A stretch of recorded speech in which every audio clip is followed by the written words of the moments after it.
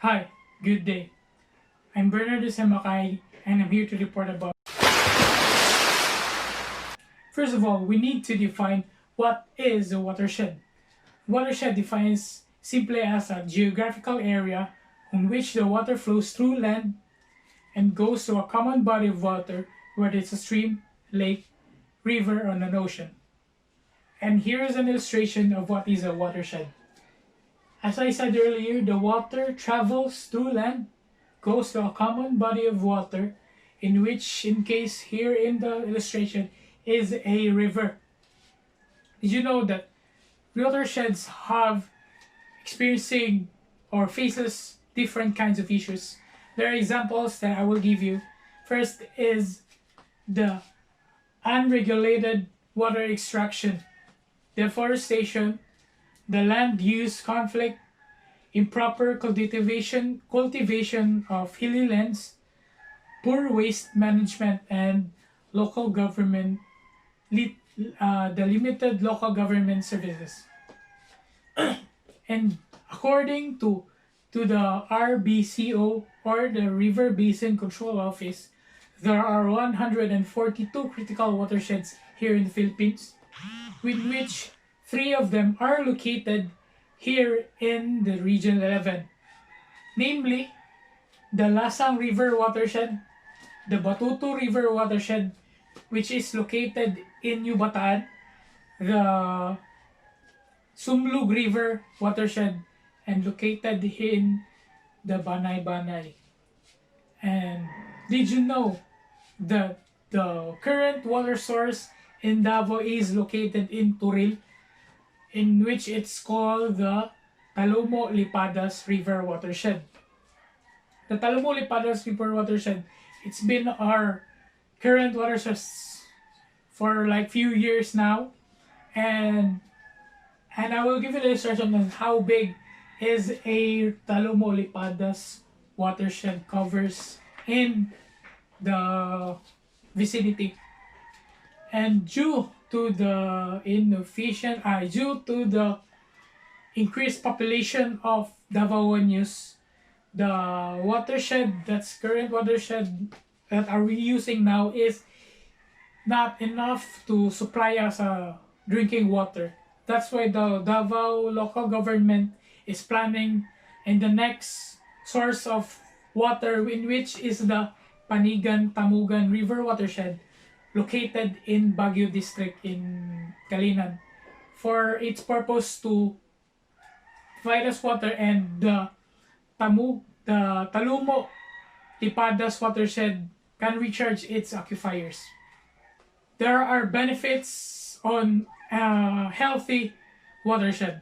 First is the human health, next is the ecological health, and lastly the economic health. Why human health? Simply to provide us a good and safe drinking water. And why the ecological health? It helps us sustainable habitats for plants, for animals living in the area, and also crops. It provides us good water to the crops. And why the economic health? It provides us a growth of as the name says, economic, for the economy, for the fisheries, the farms. It needs also waters, for us to provide good water, or the irrigation for its. Oh, that's the reason of the benefits of the healthy watershed. And now we are to discuss about what is really our watershed management. Watershed management is a used term to give us to how to manage it's not always a watershed, but the surroundings of a watershed, how to conserve a quality of water and natural resources around the vicinity or around the watershed. And here's the definition of this. It's read there. And there are key steps on following in this um, watershed management. It's not always you need to follow these kinds of steps, but there are other steps, but it's the same concept, I guess, from which I have researched. There are in my report now there are 5 key steps. Siguro and the other sources there are 4, but they be it's the same concept or same thought about it. First, first step is the familiarize yourself with your watershed. What does it mean? It means is to familiarize us what is the problem, what is the why we need to manage or why we need to plan about this watershed. Does it harm our environment? Does the problem harm the watershed? Yes, that's a problem. Then we need to come up into that problem. We need to have a basis of this. That's the purpose of the familiarizing yourself with the watershed. What is why we need to do this, and also to help us, I said to help us to identify the problem. Next is build local partnerships. As the step said, local partnerships. It's not always not.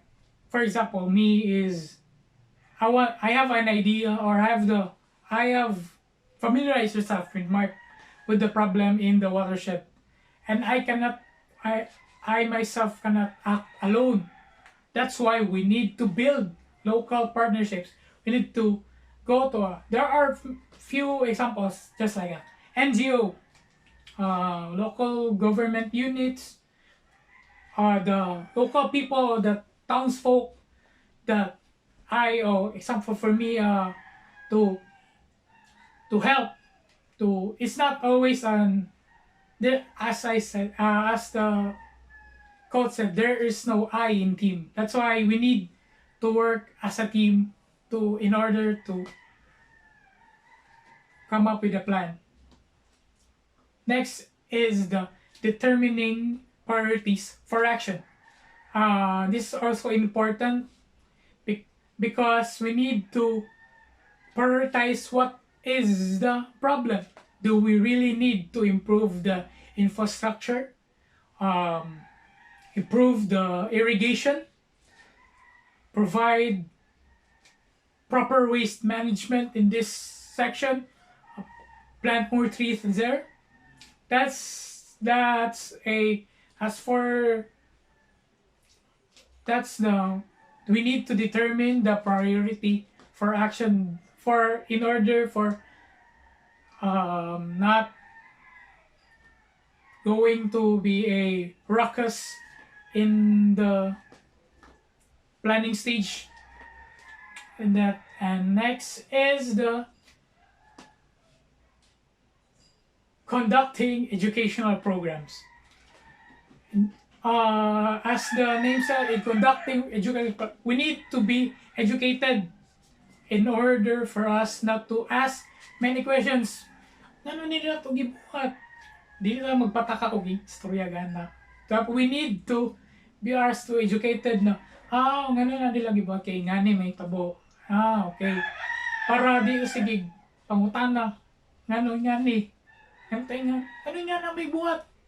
Anak.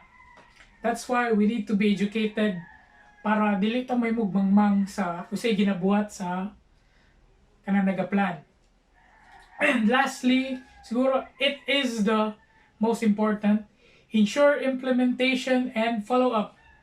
As the name says, implementation, we need of all the plans na natay plan, tanan-tanan, we build local partnerships, but we need to ensure that it is being implemented.